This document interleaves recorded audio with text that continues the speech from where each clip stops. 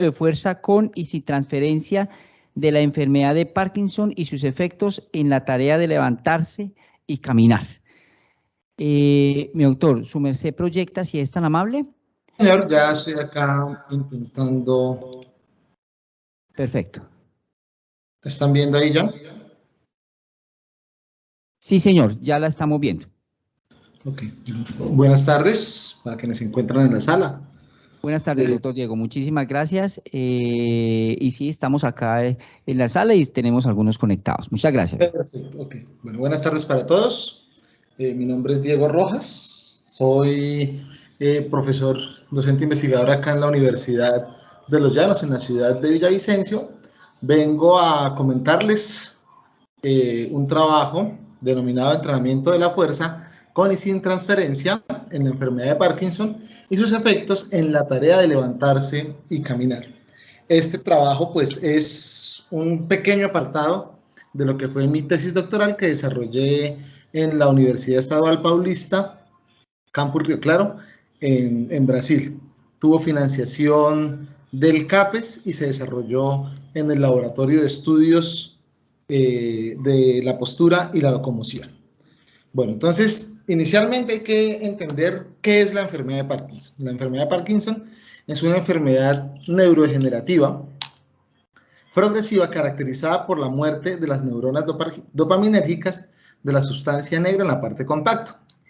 La pérdida de esa sustancia negra, la disminución de esas concentraciones de dopamina va a generar o va a acarrear la disminución de la coordinación. Nosotros usualmente conocemos algunos síntomas muy característicos del Parkinson, como es el temblor en reposo, ¿cierto? Es la señal más característica de Parkinson, pero también podemos encontrar que hay disminución en la coordinación cuando se evidencia la disminución en los trazos en la escrita a mano, la pérdida del olfato, constipación, problemas de dormir y una imposibilidad de transmitir emociones a partir de la configuración de nuestro rostro. Pero además de eso hay algunos fenómenos motores mucho más relevantes, como lo es la disminución del movimiento.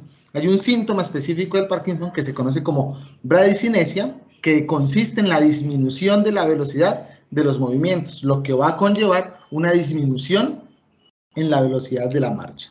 Aparte de eso, vamos a encontrar una postura flexionada o stupid posture, que es una característica de la enfermedad de Parkinson, ya que se comienza a configurar una flexión marcada en el tronco que hace que el centro de gravedad de las personas se anteriorice, limitando, digamos que en algún tanto por ciento, la movilidad de las personas. Y tenemos una disminución en el control postural, teniendo en cuenta que el Parkinson es una enfermedad neurológica, el proceso de integración sensoriomotora se dificulta y eso se refleja en una disminución del control postural. Cuando hablamos del control locomotor, la enfermedad de Parkinson exacerba los daños que se generan con el proceso de evaluación. Hay una disminución en la velocidad de la marcha, la longitud del paso, la cadencia, la amplitud de los movimientos se hace más pequeña, se transfiere más fuerza de los músculos hacia el piso, se aumenta la base de soporte, el tiempo del doble soporte y la variabilidad tanto temporal como longitudinal de los pasos, evidenciando esto que hay una dificultad para la locomoción. Y con relación al control postural, vamos a observar que el adulto mayor comienza a oscilar más con una velocidad más lenta, lo que implica un mayor riesgo de caídas. La combinación de estos dos elementos determina o nos permite comprender que hay una disminución en la funcionalidad e independencia tanto de tareas locomotoras simples como de tareas locomotoras complejas. Una tarea locomotora compleja es una tarea como la tarea de levantarse y caminar, que es una actividad que nosotros hacemos en nuestro día a día usualmente. Y es la combinación de dos acciones independientes. Levantarse de una silla, por un lado, y iniciar la acción de caminar. La combinación de estos dos elementos se conoce como tarea de levantar y caminar. ¿Y por qué es importante entender este tipo de tareas? Porque resulta que los adultos mayores, y específicamente los pacientes de Parkinson, ellos desarrollan su día a día al 100% o cerca al 100% de su capacidad funcional. Y si entendemos que la enfermedad va a disminuir unos elementos o unas variables de esa tarea, pues implica un riesgo para ellos. ¿Cómo lo podemos evidenciar? Ya se ha registrado en la literatura que los adultos mayores saludables tienen una probabilidad de 30% de sufrir una caída al año, ¿sí? En el caso de los pacientes de Parkinson, esa probabilidad es casi el doble, es de 68%, donde el 50% de ese 68% va a tener más de una caída al año. El 27% puede llegar a caer una vez al mes y el 15% puede llegar a caer una o más veces por semana. Pues eso implica una alerta para nosotros, ¿cierto? Como profesionales que tenemos algún nivel de actuación en el proceso de prescripción del ejercicio para restituir la calidad de vida en estas personas. ¿Y qué es lo interesante? Lo interesante es que estos fenómenos se han asociado con debilidad muscular, con los bajos índices de fuerza muscular que presentan los pacientes. En ese sentido, el entrenamiento de fuerza ha sido ampliamente recomendado tanto para adultos mayores, como ya se había dicho acá en la tarde, como para los pacientes. ¿Para qué? Para volver a restituir sus patrones locomotores y su funcionalidad. Pero sistemáticamente, ¿qué se ha encontrado? Aquí tenemos la evidencia de 2 estudios que demuestran que los ensayos clínicos aleatorios que han desarrollado entrenamiento de fuerza y locomoción tienen una respuesta en común. La fuerza presenta mayores beneficios en comparación de los beneficios desarrollados por la locomoción. De esa forma, nosotros comenzamos a pensar que el entrenamiento complejo, o sea, que el entrenamiento de fuerza acompañado de un entrenamiento locomotor o de un entrenamiento de transferencia, podría ayudarnos a llevar esas adaptaciones neurales que se están generando por medio del entrenamiento de fuerza a el patrón locomotor. Y además de eso tenemos que tener en cuenta que ya la literatura ha presentado algunas evidencias en las que se habla de que el entrenamiento de fuerza aislado no es un entrenamiento específico para desarrollar la locomoción de las personas. Por eso en la literatura pues nosotros encontramos mucho estudios hablando de entrenamiento de fuerza, pero están digamos que desvinculados de ese patrón locomotor y ese fue digamos que el eje central de nuestro estudio. De esa forma, el objetivo del presente estudio fue analizar los efectos del entrenamiento de fuerza con y sin transferencia sobre el desempeño de la tarea de levantarse y caminar, la tasa de desarrollo de la fuerza pico en pacientes con enfermedad de Parkinson. Iniciamos el estudio con la invitación a 34 pacientes de Parkinson, teniendo estos criterios de inclusión, que fueran mayores de 60 años, tener el diagnóstico confirmado de la enfermedad de Parkinson, estar bajo tratamiento medicamentoso para la enfermedad de Parkinson, presentar una valoración entre 0 y 3 de acometimiento por la escala de Hoehn-Yahr, no presentar ninguna otra enfermedad neurológica y no presentar pérdida cognitiva leve. Una vez realizado la aplicación de criterios de exclusión, finalizamos o completamos un grupo de 30 pacientes que fueron aleatorizados por sorteo en 2 grupos de entrenamiento. Un grupo de entrenamiento complejo, un grupo de entrenamiento que realizó transferencia y un grupo de entrenamiento que realizó solamente entrenamiento de fuerza. Finalizamos, luego de 15 semanas de entrenamiento, con la pérdida de un paciente en el grupo de entrenamiento complejo y con la pérdida de 7 pacientes en el grupo de entrenamiento de fuerza.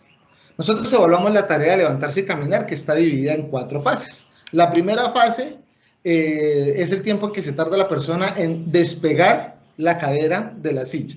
La primera fase, el tiempo de inclinación y el inicio del despegue de la cadera. La segunda fase, el proceso de despegarse y quedar relativamente vertical. La fase 3 es el traspaso del peso hacia la pierna de apoyo y la fase 4 es la ejecución del primer paso. Esta tarea se evaluó por medio de un sistema optoeléctrico OptoTrack y 2 plataformas de fuerza, evaluando la cinemática a 100 Hz y la cinética a 200 Hz. Se realizaron 10 intentos en velocidad preferida y el procesamiento de los datos fue en MATLAB. Se utilizó un banco sin espaldar, las manos se colocaban sobre los muslos y cuando se iniciaba la tarea, las manos eran libres de moverse. Se parametrizó la posición de los pies con unas marcas, no se alcanzan a ver en la plataforma, con unas marcas que se establecieron a partir del ancho de la cadera. Se evaluaron estas 7 variables y nuestra variable de interés principal fue el índice de fluidez. El índice de fluidez es la capacidad que tiene el sujeto de sobreponer la tarea de levantarse con la iniciación de la marcha. Además de eso, se evaluó la fuerza máxima isométrica por medio de una célula de carga, evaluando o registrando los datos a 1000 Hz.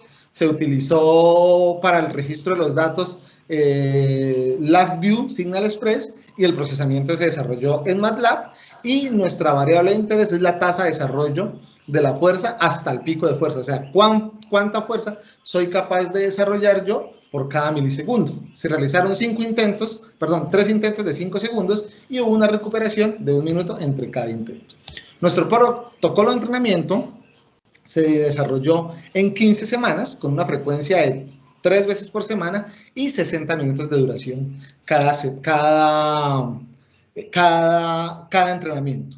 El grupo de entrenamiento de fuerza iniciaba los 30 minutos iniciales desarrollando un entrenamiento. Acá podemos observar en esta gráfica las características del entrenamiento. Podemos observar que la intensidad está determinada por las barras y se expresa en intensidades, en porcentajes de los 4 RM, que fue la evaluación que se estableció como control para la fuerza máxima, y el volumen como el número de repeticiones que está representado por la línea. Podemos observar cómo en la medida que aumenta la intensidad, disminuye el volumen, lo que nos permitiría decir que estamos bajo un parámetro, un modelo de periodización tradicional, que es el recomendado en este tipo de pacientes.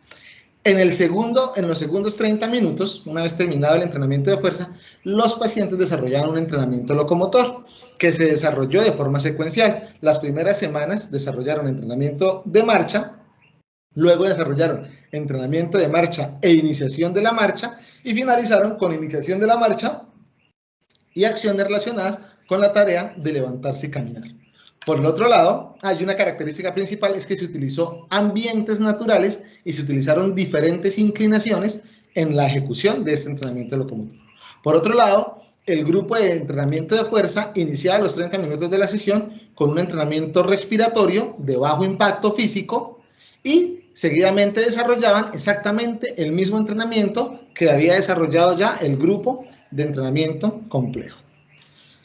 El análisis estadístico, pues se utilizó un valor de significancia de alfa menor que 0,05, se desarrollaron las pruebas estadísticas de Shapiro-Wilk y Levent para normalidad y homogeneidad, y las variables de la tarea de levantarse y caminar y de la tasa de desarrollo de la fuerza fueron analizadas por medio de una MANOVA con factores grupo y momento. Se utilizó el test post-hoc de Bonferroni para identificar las comparaciones que tenían significancia estadística.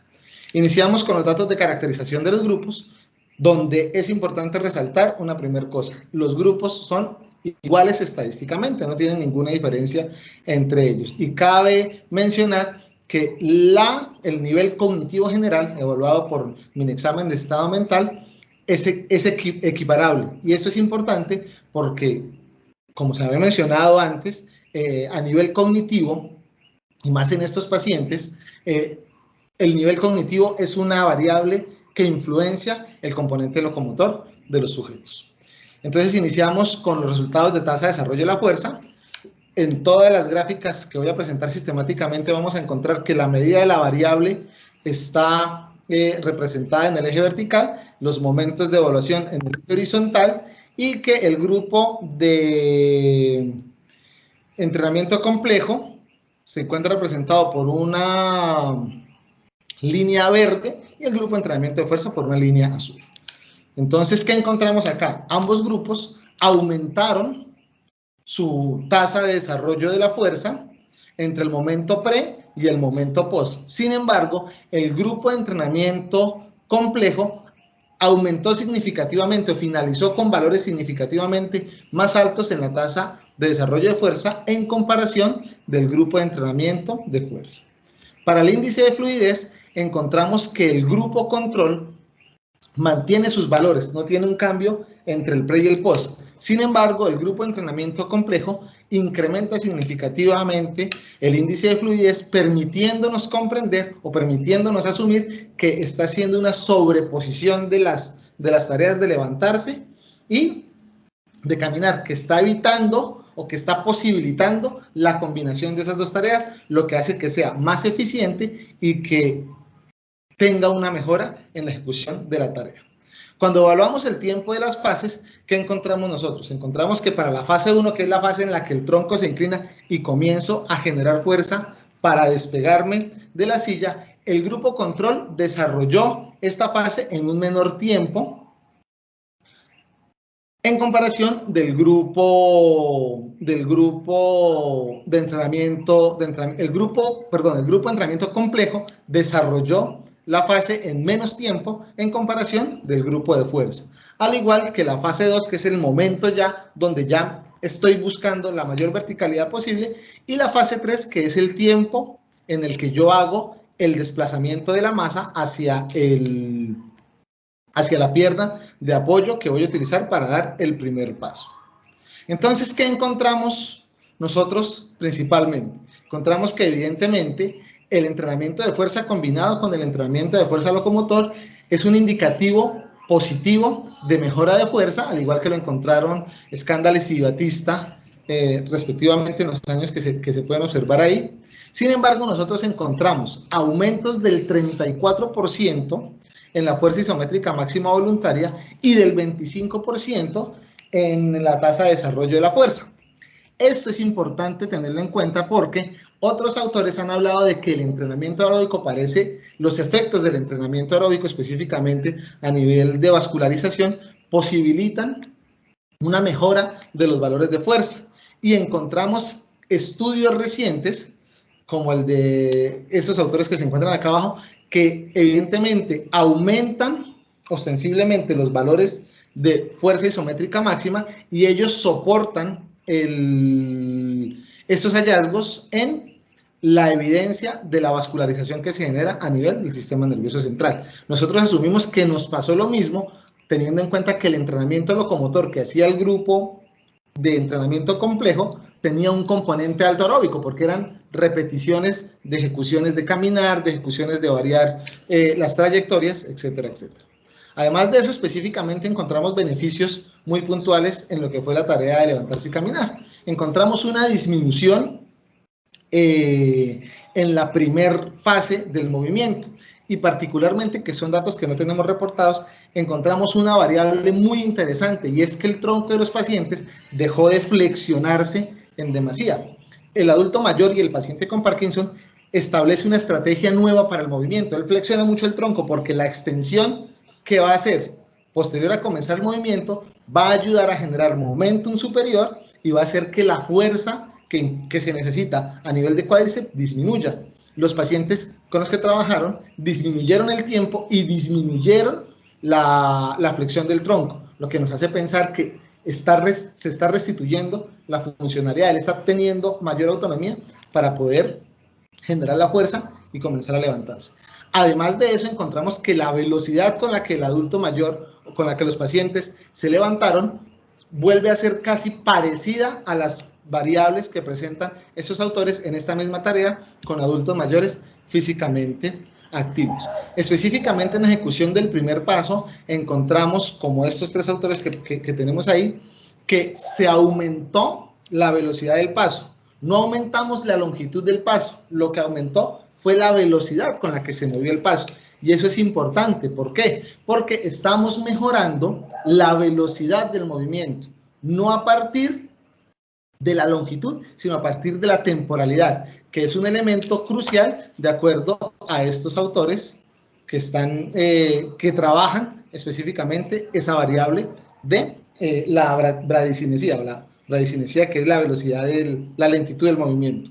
Entonces nosotros encontramos que específicamente el entrenamiento de fuerza por sí solo no es una tarea específica, no alcanza a ser suficiente para beneficiar la locomoción o una tarea funcional tan compleja como lo es la tarea de levantarse y caminar. Y encontramos sistemáticamente evidencias de que los adultos mayores, a partir de aumentar la fuerza, tienen o generan nuevas estrategias para la ejecución de los movimientos. De hecho, nosotros asumimos que ese entrenamiento pudo orientar las adaptaciones que se pudieron desarrollar en los adultos mayores para posibilitar así su mejora. De esa forma podemos concluir que la combinación del entrenamiento locomotor más el entrenamiento de fuerza es positivo para mejorar la fuerza, y específicamente ese componente de transferencia generado por el entrenamiento locomotor fue positivo para mejorar la ejecución de la tarea de levantarse y caminar. Muchas gracias. Doctor, muchísimas gracias. Muy amable por su presentación. ¿Tenemos alguna pregunta en el auditorio?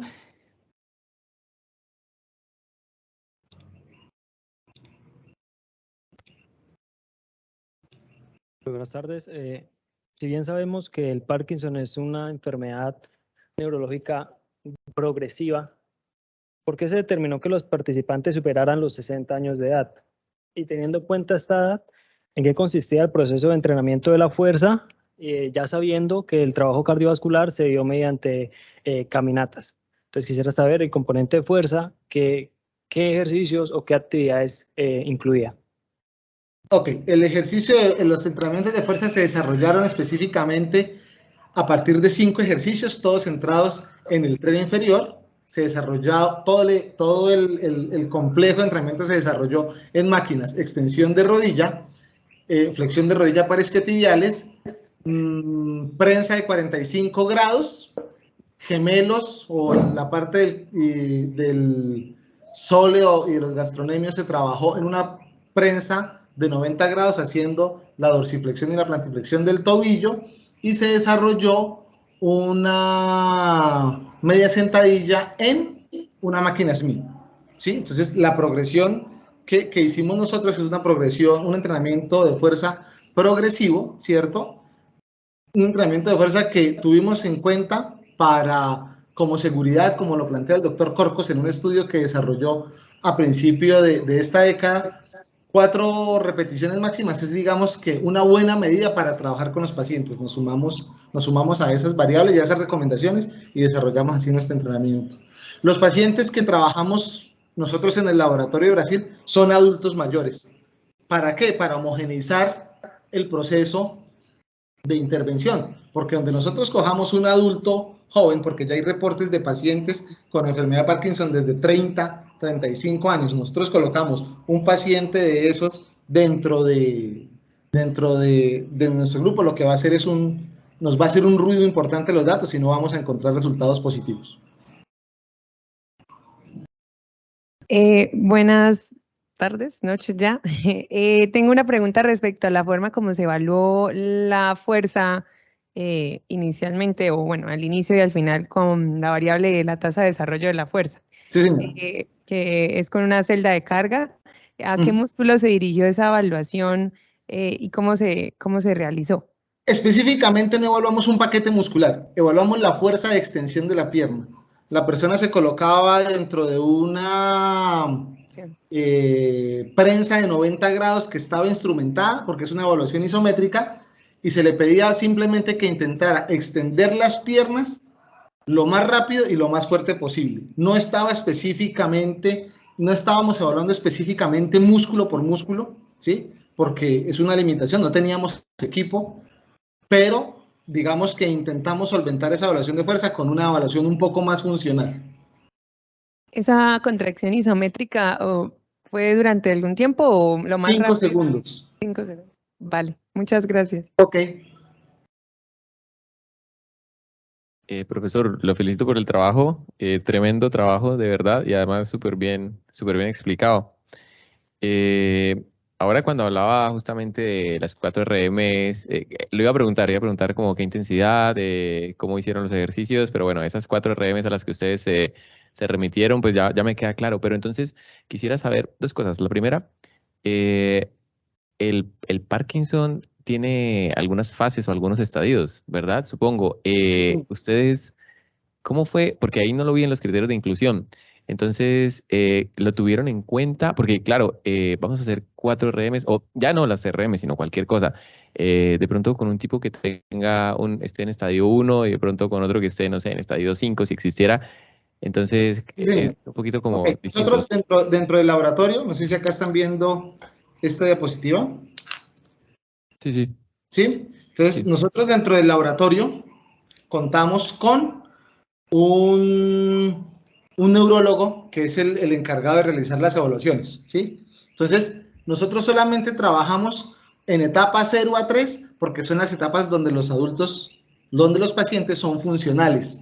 En etapa 4, el adulto mayor tiene muchos problemas y su funcionalidad es limitada en extremo, que ellos no pueden hacer marcha libre, ellos tienen que estar soportados en alguna persona, ¿sí? Porque los problemas de control postural son muy elevados. Entonces, nosotros semestralmente, que es digamos que el intervalo que hay es PGR, que es la Sociedad Internacional de Investigación en Locomoción y Postura, digamos que es como quien rige el proceso de investigación o quien da luces en el proceso de investigación con pacientes con Parkinson. Dice, no hay que estarlos evaluando mes a mes, no hay que estar evaluándolos tan seguido porque la evolución de la enfermedad, si bien es personal y si bien atiende a otros elementos como son subtipos de enfermedad y todo, pero una evaluación semestral permite ajustar el estado de la persona al nivel de acometimiento de la enfermedad. Nosotros en el laboratorio, todos los inicios de semestre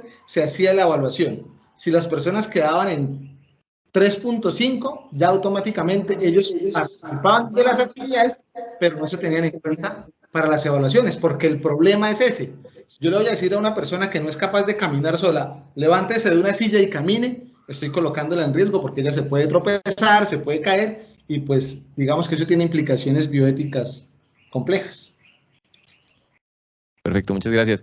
Y la última pregunta, ¿ustedes de pronto pensaron o de pronto en una fase 2 del estudio o de pronto para otra tesis doctoral, sabes si en su grupo de investigación se han preguntado por la posibilidad de, ya que encuentran esos cambios funcionales tan interesantes, de pronto evaluar de alguna manera las adaptaciones moleculares inducidas por el ejercicio justamente en estos señores con Parkinson? Es decir, al principio usted nos hablaba, y que eso yo no lo sabía, que es una pérdida de las neuronas dopaminérgicas de la sustancia negra compacta.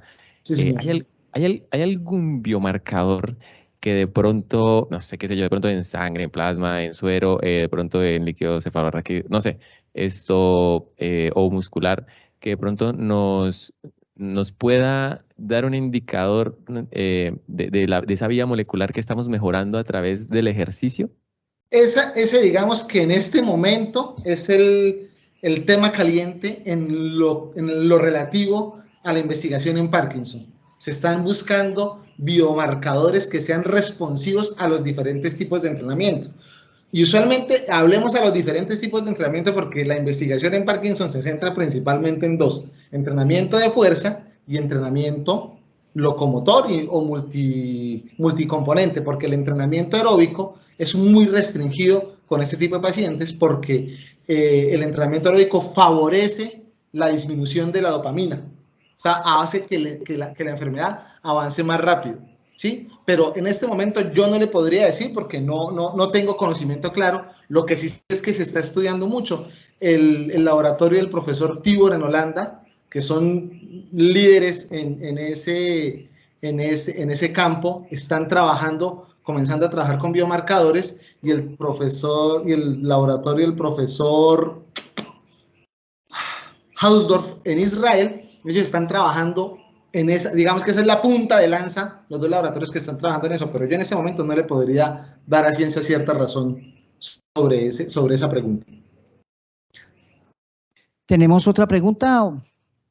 ¿Ya no tenemos más preguntas? Bueno, doctor Diego Alejandro, muchísimas gracias por compartir con nosotros esta investigación muy interesante, por haber aceptado pues la invitación a pertenecer al 5º Congreso de Cultura Física y Deporte de Creación de la Universidad Santo Tomás. Muchísimas gracias, doctor Diego. Le mandamos un fuerte abrazo y estamos en comunicación, por supuesto. Muchas gracias, doctor Diego. Buena tarde. Buena tarde, hasta luego. Chicos, y con esto pues damos por finalizada la sesión número 10 en el día de hoy. Les agradezco muchísimo por su asistencia y los invito mañana a las siguientes sesiones que se realizarán en la mañana y luego en el Paraninfo Santo Domingo, por supuesto. Muchas gracias por la asistencia. Un fuerte abrazo también para ustedes.